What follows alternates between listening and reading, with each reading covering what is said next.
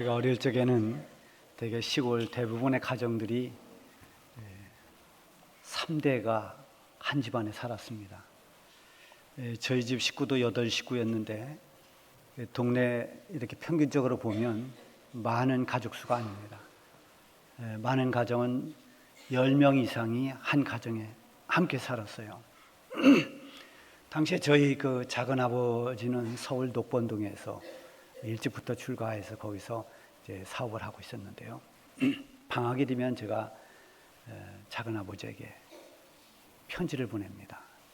이제 서울에 한번 놀러 갈 들뜬 마음 때문에 편지를 보내는데, 편지를 쓸 때 어른들이 가르쳐 준 게 있어요. 위에 타이틀을 어떻게 정리하면 작은 아버지 전 상서 이렇게 하고 시작을 합니다.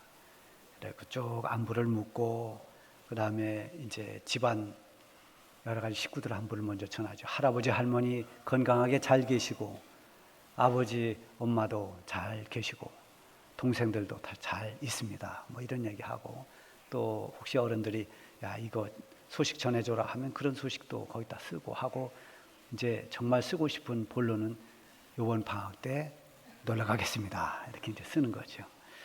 옛날에는 이 소식을 전할 수 있는 것이 유일하게 편지였습니다. 편지를 통해서 소식을 알고 또 그 형편을 알게 됐습니다. 이렇게 집안 식구들의 안부를 전하는 이런 소식을 전하는 안부 편지도 있고, 또 남녀 간에 서로 마음을 주고받는 그런 연애 편지들도 있었습니다. 어쨌든 편지는 서로의 마음을 또 서로의 상황을 서로 알려주는 좋은 소식지가 됐죠. 오늘 이 본문에 있는 베드로전서도 성도들에게 보내는 하나의 서신서입니다. 베드로 사도가 전하는 이 메시지가 편지 형식을 담아서 수신자들에게 전달이 되고, 그것을 받은 성도들은 그 말씀을 보면서 위로와 힘을 얻기도 하고, 함께 기도하기도 하고, 고난에 맞서 나가는 힘을 얻기도 하고, 또 하늘의 소망을 품고 믿음을 지켜나가기도 했습니다. 이 베드로 전서는 한 교회에 보낸 편지가 아니라 그 소아시아 지역에 있는, 이 소아시아라고 하면 이 서쪽에 있는 아시아 지역을 말하는 거예요. 이 지역에 있던 여러 성도들에게 보내는 그런 회람용 편지입니다. 그래서 한 사람만이 읽는 게 아니라 여러 사람들이 돌아가면서 이것을 함께 읽어보는 거죠. 그래서 1절에 보면은 그 수신자가 누군지 기록되어 있습니다. 예수 그리스도의 사도 베드로는 본도, 갈라디아, 갑바도기아, 아시아와 비두니아에 흩어진 나그네, 이 사람들이 이제 이 서신서를 받는 수신자들입니다. 이들은 예루살렘 교회, 그 초대교회가 박해를 받을 때 흩어졌던 그 그리스도인들, 이 디아스포라들이거나 그 자손들입니다. 그 당시에 이 소아시아의 대부분이 다 로마의 지배를 받고 있는 그런 형편이었어요. 그래서 로마는 황제 숭배입니다. 로마의 황제가 왕이자 신과 같은 존재예요. 그런데 이 로마 황제 숭배의 가장 걸림돌이 되는 종교가 기독교입니다. 기독교는 사람을 숭배하지 않습니다. 오직 전능하신 하나님만을 섬기는 그런 사람들이기 때문에 로마 황제를 신으로 여기지 않습니다. 그러니까 기독교 신자들을 로마는 아주 잔혹하게 박해했습니다.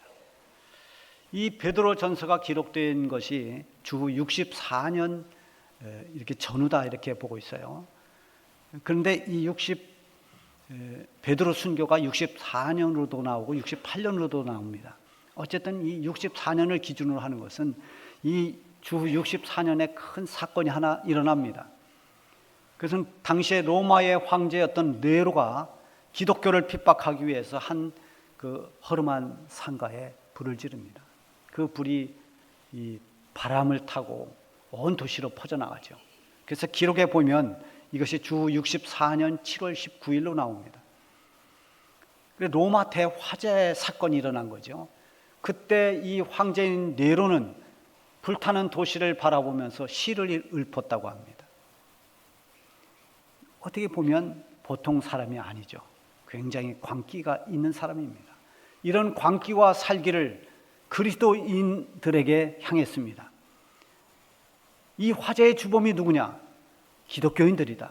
그래서 그때부터 기독교인들을 잡아다가 사자의 밥이 되기도 하고 화형에 처하기도 하고요. 그래서 수많은 크리스찬들이 그때 순교를 당할 수밖에 없었습니다. 이 로마 황제들의 엄청난 박해로 인해서 로마가 지배하고 있는 로마의 속국이었던 모든 나라도 마찬가지로 거기서 신앙생활하고 있던 사람들이 다 이런 박해의 분위기 속에서 믿음을 지켜야만 했습니다. 본토를 떠나서 흩어진 나그네들, 이 지금 베드로전서를 받는 흩어진 나그네들, 이들은 어디 기댈 만한 힘이 없습니다. 그들을 지켜줄 만한 권력이 없습니다. 그들이 살아가는 삶의 환경도 매우 열악합니다. 박해와 멸시를 받는 것은 그들이 살아가는 삶의 일상이 되어버렸습니다. 두려움과 염려로 살 수밖에 없는 이 성도들에게 지금 보내고 있는 메시지는 이 본문의 말씀을 보면은 그런 상황을 초월한 오히려 찬송할 이유들을 말씀하고 있습니다. 고난의 한복판에서도 찬송하고 시련을 겪고 있지만 너희들은 감사해라. 자, 이런 암시가 1절과 2절을 보면 있는데요. 1절에서는 흩어진 나그네, 이 흩어진 나그네라는 단어만 봐도 이들은 고난 중에 있는 사람들이다. 어려움에 지금 처해 있는 사람들이다. 굉장히 고달픈 삶을 살아가고 있는 나그네들이다라는 걸 알 수 있어요. 근데 2절에서 보면 택하심을 받은 자들이다 이렇게 말해요. 너희는 하나님의 택하신 하나님의 백성으로 이 땅을 살고 있는 사람들이다 라는 걸 말하고 있습니다. 이것을 연결해 보면 너희는 흩어져 세상 가운데 나그네처럼 많은 어려움을 겪고 고난 속에 있지만 너희는 하나님 백성이다. 너희는 하나님이 택한 거룩한 하나님께 속한 사람들이다 라는 것을 말해주고 있는 것입니다. 자, 이 1절과 2절 흩어진 나그네 그리고 하나님의 택하신 백성들, 이들에게 그 고난 속에서도 구체적으로 찬송해야 할 이유가 무엇인가, 감사해야 할 이유가 무엇인가, 오늘 본문에 보면 그 첫째는 산 소망이 있기 때문입니다. 3절에 보면 우리 주 예수 그리스도의 아버지 하나님을 찬송하리로다. 그의 많으신 긍휼대로 예수 그리스도를 죽은 자 가운데서 부활하게 하심으로 말미암아 우리를 거듭나게 하사 산 소망이 있게 하시며, 하나님이 우리에게 산 소망이 있도록 했다. 너희는 그리스도로 말미암아서 거듭나고 산 소망을 가지고 살아가는 사람들이다. 이걸 말씀하고 있습니다. 아무리 힘이 들어도 소망을 가지고 사는 사람은 주저앉지 않습니다. 그러나 소망이 없는 사람들, 희망이 보이지 않을 때 그때는 힘을 잃게 됩니다. 희망의 끈을 놓는 그 순간부터 찾아오는 것은 절망과 좌절입니다. 단테의 신곡에 보면은 그 지옥문 앞에 글귀가 하나 써 있는데요. 거기 뭐라고 써 있는가 하면 여기에 들어오는 자는 일체의 희망을 버려라 이렇게 써 있습니다. 물론 이 책에서 쓴 겁니다만 지옥은 희망이 없는 곳입니다. 실가닥만한 희망도 없는 곳, 그곳은 지옥입니다. 우리 소망은 성도들이 가지고 있는 가장 큰 힘과 능력입니다. 우리 성도들의 소망은 잠깐 있다가 사라지는 그런 소망이 아닙니다. 야고보서 4장 14절에 보면은 너희 생명이 무엇이냐, 전에 있는 성경은 너희 인생이 무엇이냐, 너희는 잠깐 보이다가 없어지는 안개와 같으니라 이렇게 말씀하고 있어요. 우리가 살아가는 이 인생이라고 하는 것이, 내가 생명을 가지고 숨쉬며 살아가는 이 땅에서의 삶이라는 것은 잠깐 보이다가 없어져 버리는 안개처럼 짧다는 것입니다. 그렇다면 이 세상에서 가지고 있는 소망도 마찬가지로 영원하지 못하다는 거죠. 잠깐 있다 사라지는 것들입니다. 내가 세상에서 성공해 보려고 하는 것도, 내가 좀 더 건강하게 살려고 하는 그런 소망도, 내가 돈을 좀 많이 벌어서 좀 부자가 돼 봐야 되겠다라는 그런 소망도 영원한 게 아닙니다. 그런 것은 다 결국은 언젠가는 사라집니다. 세상을 떠나는 순간 그것은 나에게서 다 사라지는 것들입니다. 언젠가는 시들고 쇠하고 또 바뀌어지고 사라집니다. 그러나 우리 성도들이 가지고 있는 소망은 그런 소망이 아닙니다. 영원한 하늘의 소망입니다. 예수님의 부활로 말미암아서 부활신앙을 가지고 하나님의 은혜로 거듭난 성도들이 가지고 있는 이 소망은 세상에서의 어떤 힘과 권력으로도 뺏을 수 없는 우리 성도들이 가지고 있는 가장 귀한 천국의 소망인 것입니다. 이 소망을 가지고 있던 초기 우리 기독교 성도들이 온갖 박해를 받으면서도 그 박해 속에서 찬송을 불렀습니다. 굶주린 사자들에게 몸을 찢기면서도 마지막 죽어가는 순간까지 찬송을 부르며 순교했습니다.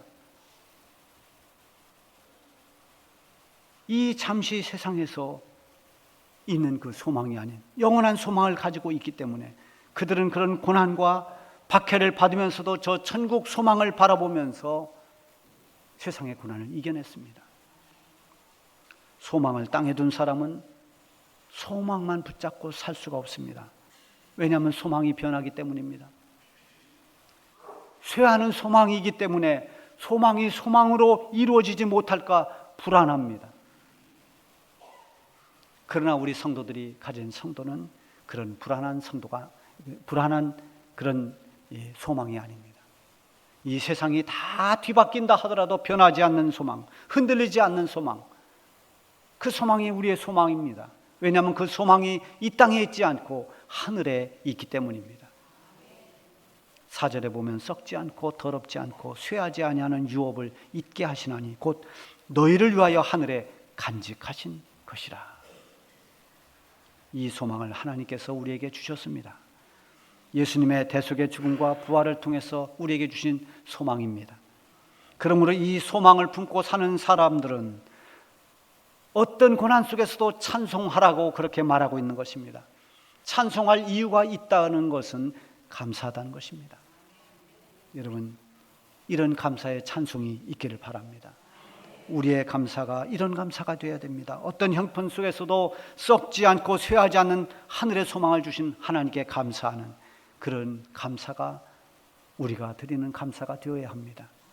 이 감사는 세상의 조건 때문에 드리는 감사가 아닙니다. 세상의 조건을 다 초월한 감사요, 하나님께서 기뻐하시는 감사인 것입니다.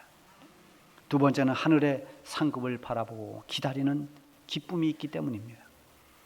이 역시도 시험과 환난 가운데서 누릴 수 있는 우리 성도들의 특권이고 은혜입니다. 6절에 보면은 그러므로 너희가 이제 여러 가지 시험으로 말미암아 잠깐 근심하게 되지 않을 수 없으나 오히려 크게 기뻐하는도다. 자, 시험이 왔는데 잠깐 근심은 했지만 도리어 크게 기뻐한다. 믿음의 힘 때문입니다. 그래서 우리는 평소에 믿음의 훈련을 잘 받고 믿음이 성장하기 위해서 애써야 됩니다. 나는 믿음이 원래 약해서 이렇게 자기의 믿음을 체념하면 안 됩니다. 항상 자기가 믿음이 약하다는 수준에 그렇게 방치해 놓아서는 안 됩니다. 여러분의 믿음은 더 성장할 수 있고 더 성숙할 수 있습니다. 우리 주님이 큰 믿음을 가졌다고 칭찬해 준 것처럼 그런 믿음에 이룰 수가 있습니다. 믿음은 성장하고 성숙하는 것입니다. 약한 믿음이 있고 강한 믿음이 있습니다. 믿음이 약하면 세상의 권세에 흔들립니다.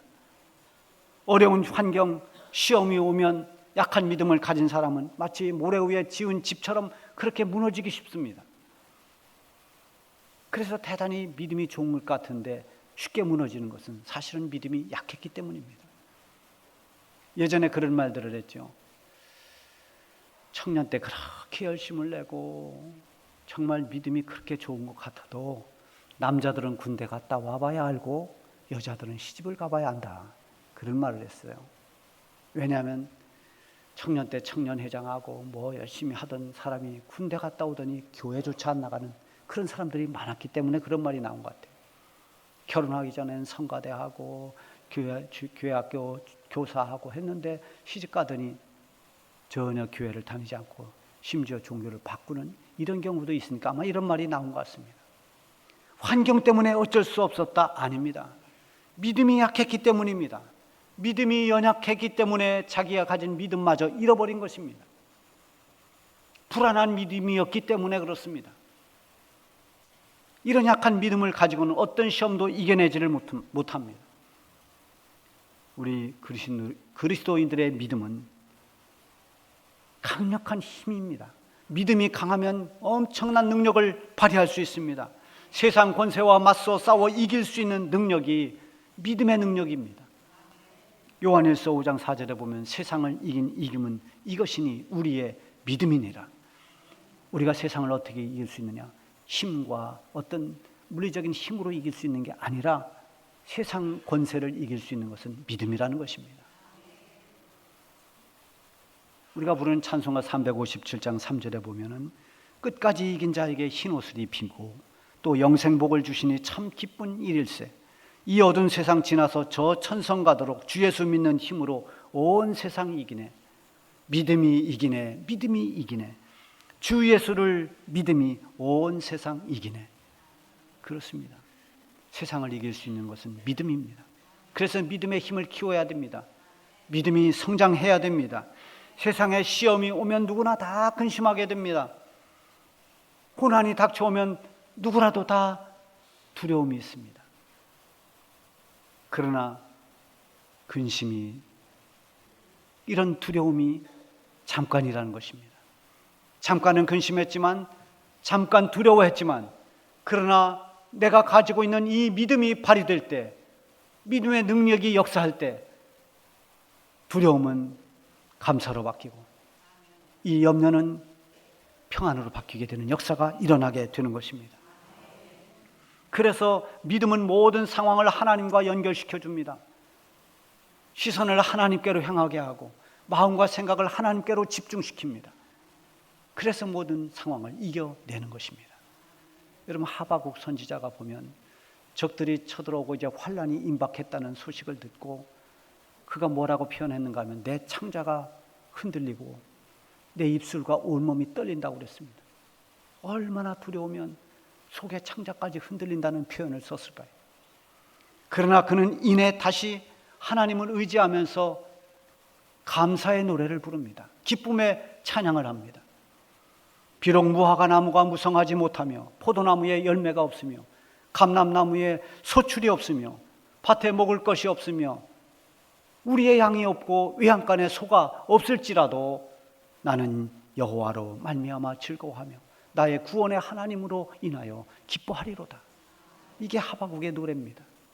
처음에는 그렇게 두려웠지만, 그래서 내가 모든 것을 다 잃어버린다 하더라도 나는 나를 구원해 주신 하나님 때문에 기뻐하고 즐거워할 수 있다는 것입니다. 우리 성도들이 세상에서 시험이 와도 기뻐할 수 있는 이유가 무엇입니까? 믿음을 지켜나갈 때 하나님이 우리를 인정해 주시고 우리를 붙들어 주시고 우리를 보호해 주시고 또 마침내는 하나님이 우리에게 상급을 주시기 때문입니다.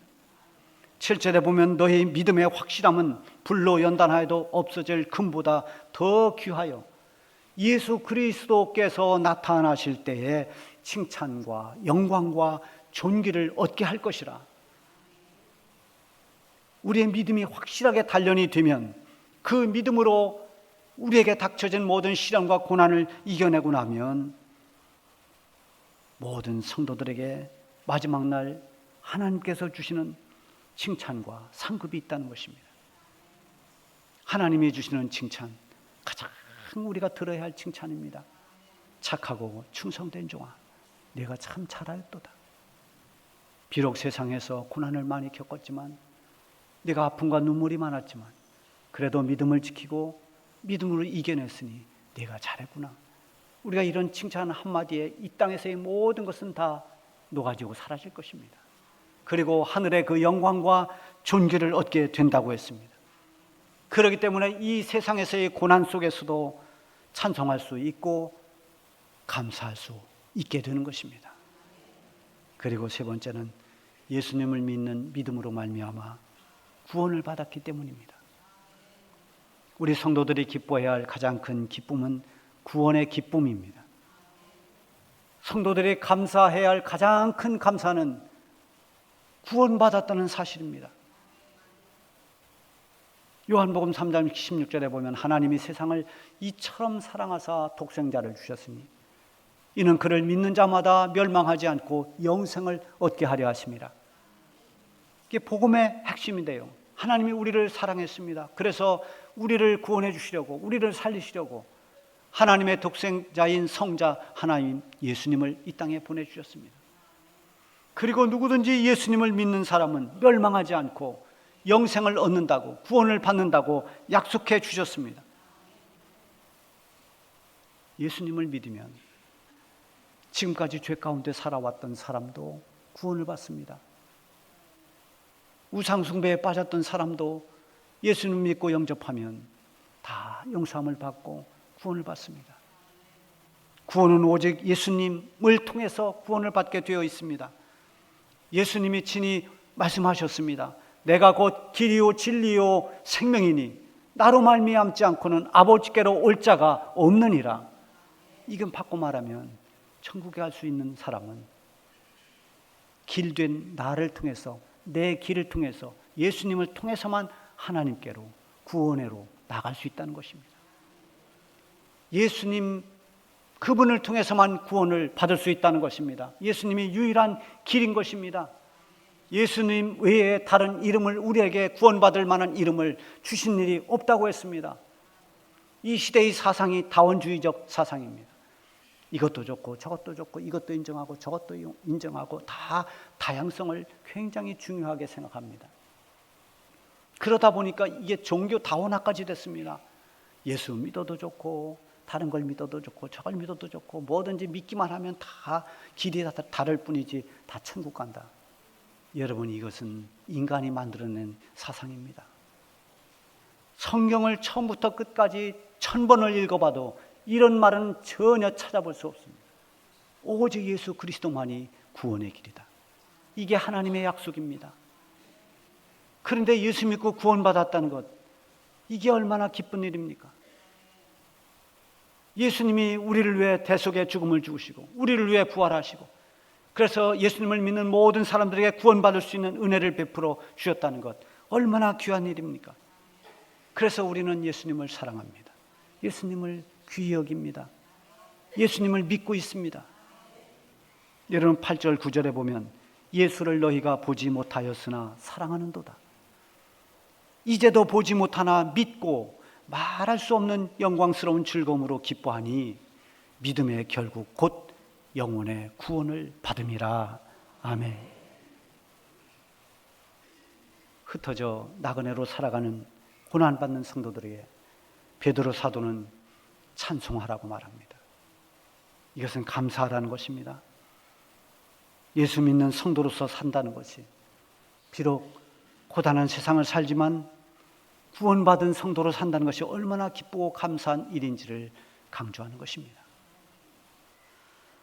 지금 우리가 사는 세대는 이때 당시에 그리스도인들이 겪었던 박해, 핍박, 그런 것은 우리는 받지 않습니다. 누가 우리를 끌어다가 사자의 밥이 되게 하고 화형을 처하는 사람이 없습니다. 그러나 또 다른 형태의 여러 가지 교묘한 방법으로 우리의 믿음을 회방하는 일들이 너무 많습니다.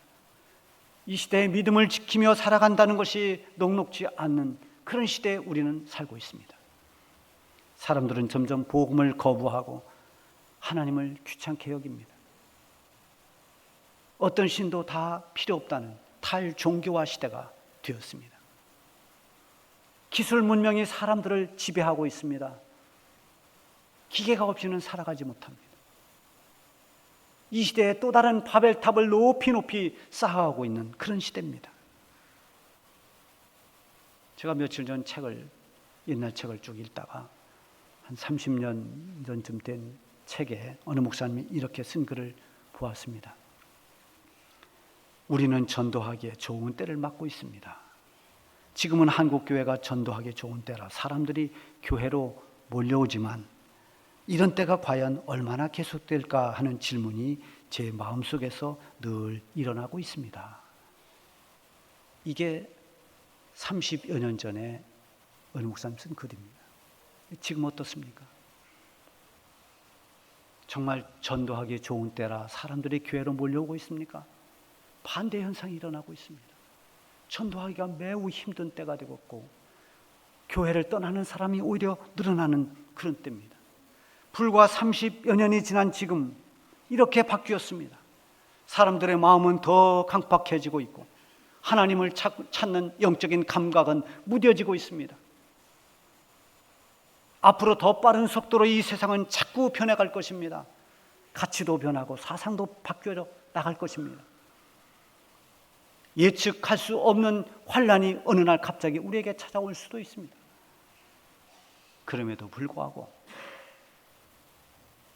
우리 성도들이 하나님을 찬양하며 감사해야 할 것은 우리가 가지고 있는 소망이 변하지 않는 저 하늘에 속한 것이기 때문입니다.